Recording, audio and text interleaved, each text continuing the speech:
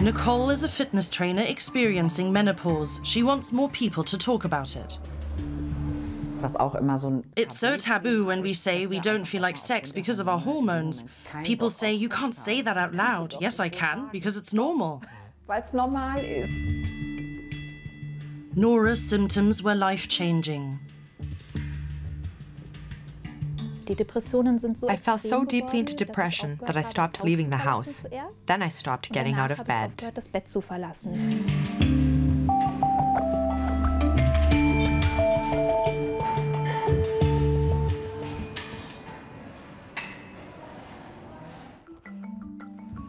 Nicole is on her way to work. It's a quiet Wednesday afternoon, but when she drives the car, she still has to take a deep breath sometimes.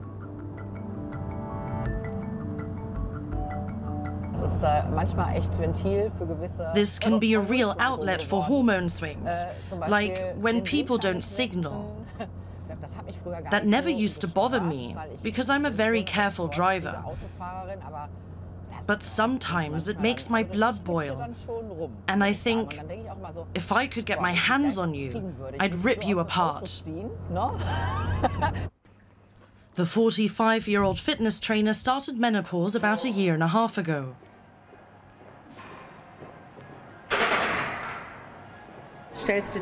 Adjust the seat so the backs of your knees rest right against the cushion.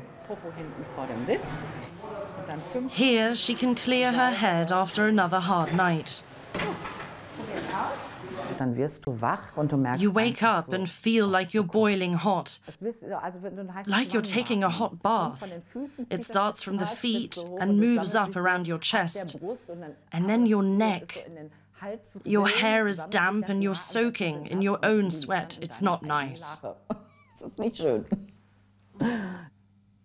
The menopausal transition often begins between the ages of 45 and 55. During this phase, the egg supply slows, and ovaries produce less estrogen. These fluctuations in hormones cause many of the symptoms during menopause. The discomfort often affects not only the women, but their relationships too. Tell me how strange I am right now. Not strange, different. Different how? A bit more irritable. I wouldn't say that. More impulsive. Spirited. You could put it that way. Very sensitive on some days. But still lovable, right? Always. Always. You're allowed to say that.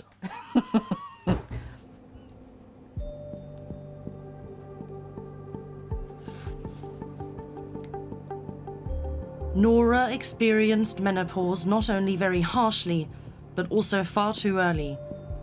She first started feeling symptoms at around 30. We have a loft bed upstairs, and I fell down the stairs in the morning because everything just went black. I sat at the bottom of the stairs and phoned my husband to come home. It wouldn't stop, and that was the moment when I realized something was wrong. 8 out of 10 women suffer from symptoms of menopause. The most common are hot flashes, weight gain, disturbed sleep, and loss of libido. But it can also lead to psychological problems like depression. About 1/3 of women suffer so acutely that their quality of life and ability to work are severely limited. This was the case for Nora.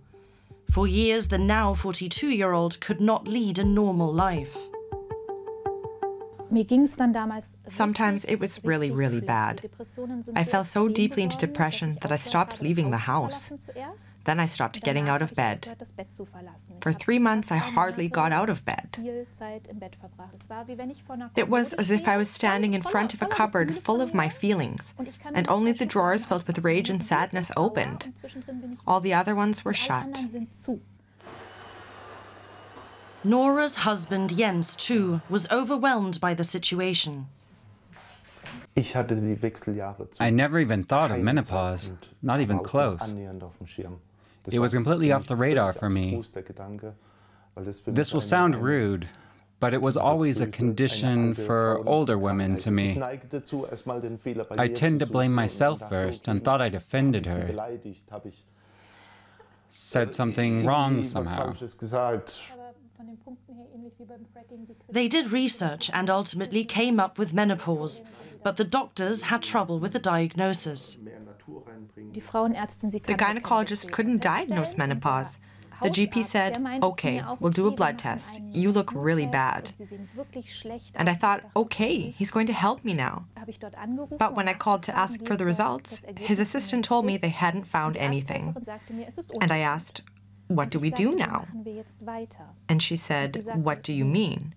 There's no result. What more can we do?" But I had to do something, or I'd throw myself under a bus.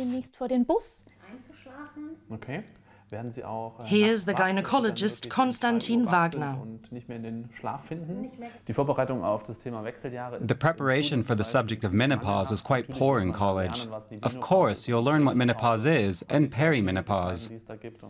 Concerning the therapies available and what the symptoms are, which processes take place, that's hardly addressed. In the worst case, the patient has someone sitting in front of them who isn't well trained, and then the only hope is to be referred to someone who is specialized.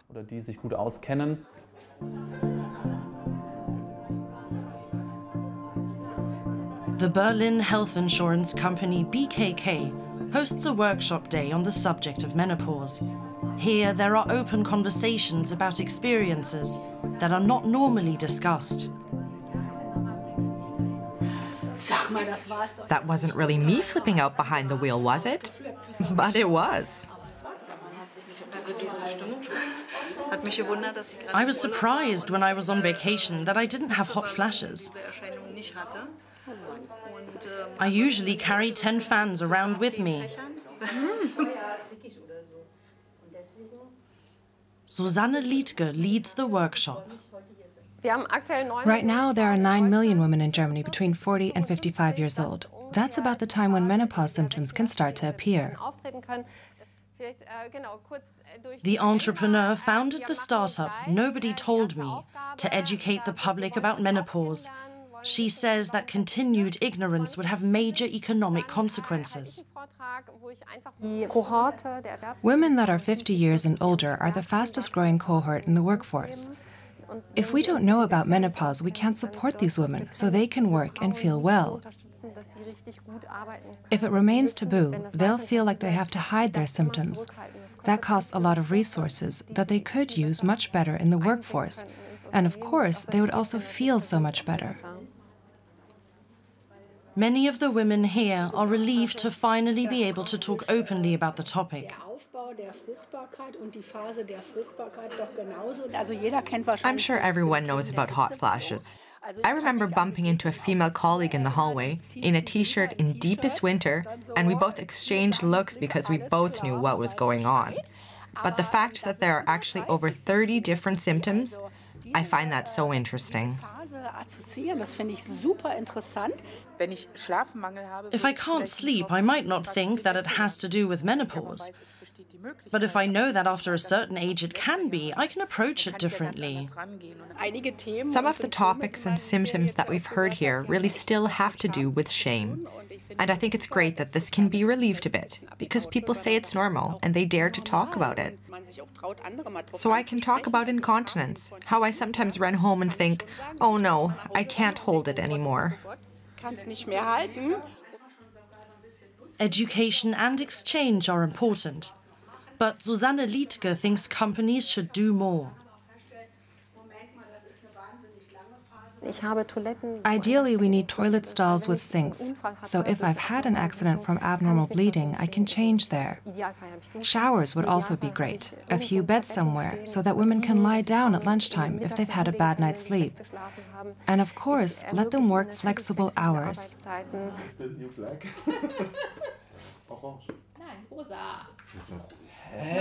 Nora is now doing much better. She can actively take part in family life and is working regularly again. A specialist clinic finally made the diagnosis. Handy, Ladegerät, Telefon. Ja. Der Blinde. Gar nichts. Was? I went to a metabolism center with the findings, and it was so crazy. We were there 5 minutes. She flipped through the findings and said, "You're in menopause." Nora was prescribed hormone replacement therapy. With it, the depression disappeared almost completely. There's no such thing as a blanket medication that helps every woman. You have to look at the most prominent symptoms. Is it only the vaginal dryness? Are there systemic problems like hot flashes, sweating? At some point, herbal remedies probably won't be enough. That's when hormone replacement therapy is needed. Treatment is becoming more individual, and that's good. Nicole has been taking only herbal medication to cope with her symptoms. But one thing helps more than anything else.